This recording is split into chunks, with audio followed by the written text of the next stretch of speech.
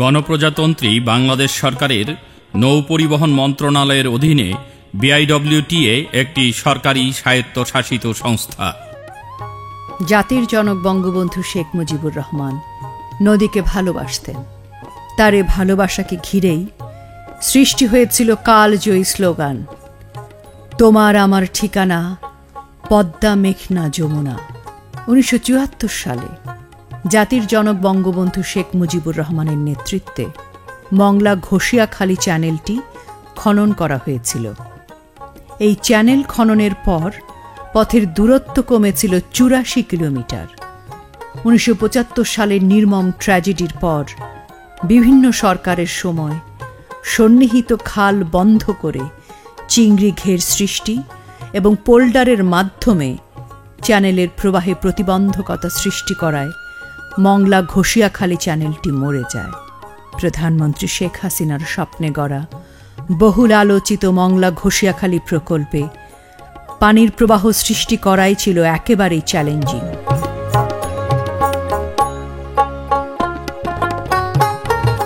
চ্যানেলটি একেবারেই মরে গিয়েছিল। নৌ পরিবহন মন্ত্রী শাহজাহান খান এমপির নির্দেশনা ও তদারকিতে বিআইডব্লিউটিএর বর্তমান চেয়ারম্যান ও প্রকৌশলীদের অক্লান্ত পরিশ্রমে সেই মৃতপ্রায় চ্যানেলে প্রাণ ফিরে আসে। প্রকৃতির বিরুদ্ধে এখানে যুদ্ধ করতে হয়েছে, আর এই যুদ্ধে অস্ত্র হিসাবে ব্যবহার করা হয়েছে কর্ণফুলী শিপ বিল্ডার্স নির্মিত বিআইডব্লিউটিএর 8টি বৃহদাকার ট্রেজার।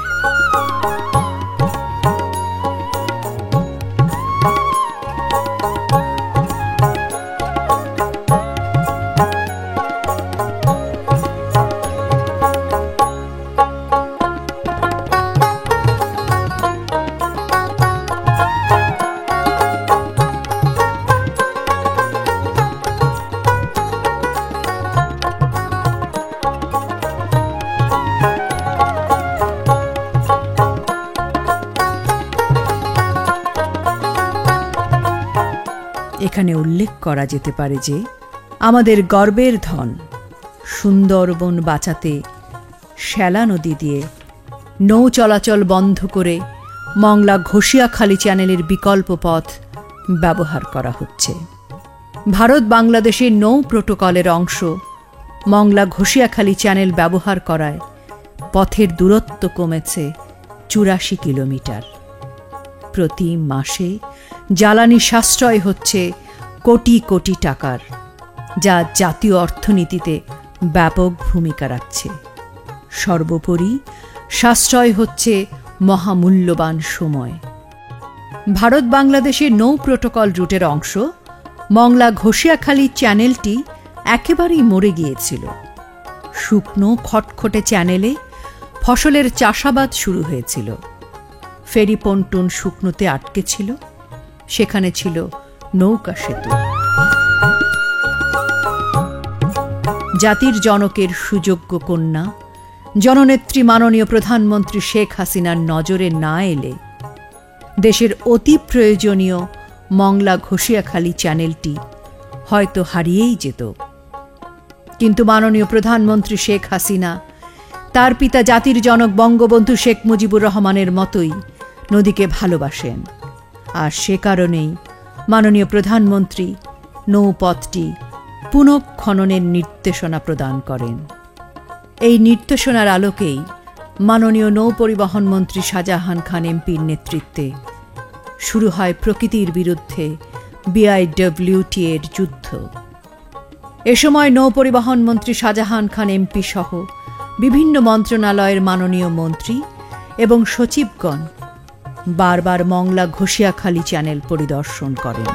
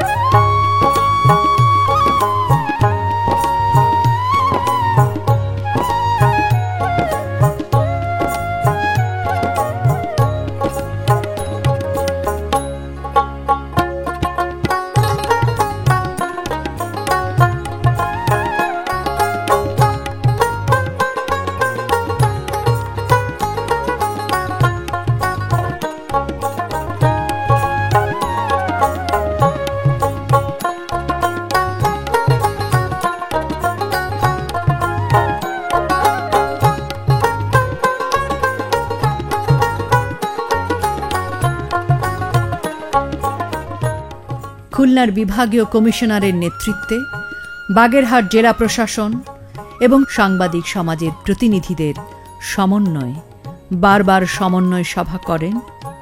প্রকল্প বাস্তবায়নে দেশীয় ড্রেজার উৎপাদনকারী প্রতিষ্ঠান কর্ণফুলী শিপ বিল্ডার্সের 8টি ড্রেজার ব্যাপক অবদান রেখেছে।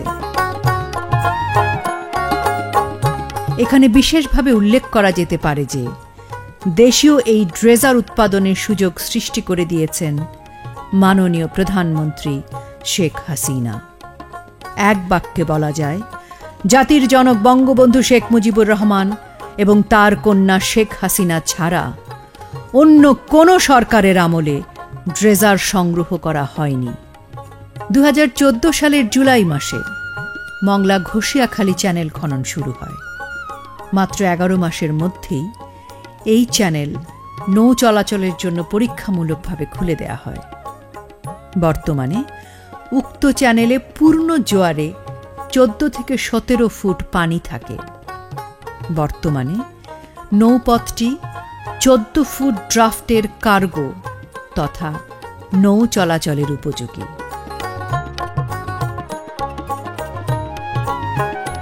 প্রতিদিন গড়ে 110টি নৌযান চলাচল করছে।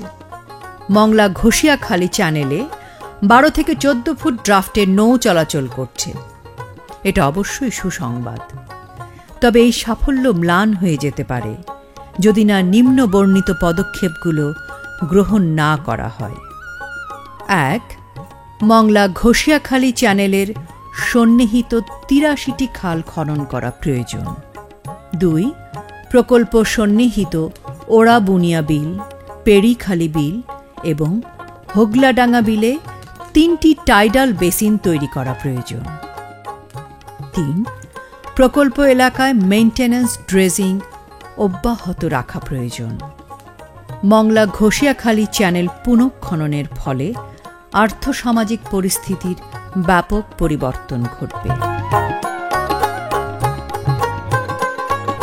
মংলা ঘষিয়াখালী চ্যানেল পুনঃখননের ফলে ব্যবহারকারীরা অত্যন্ত তৃপ্ত।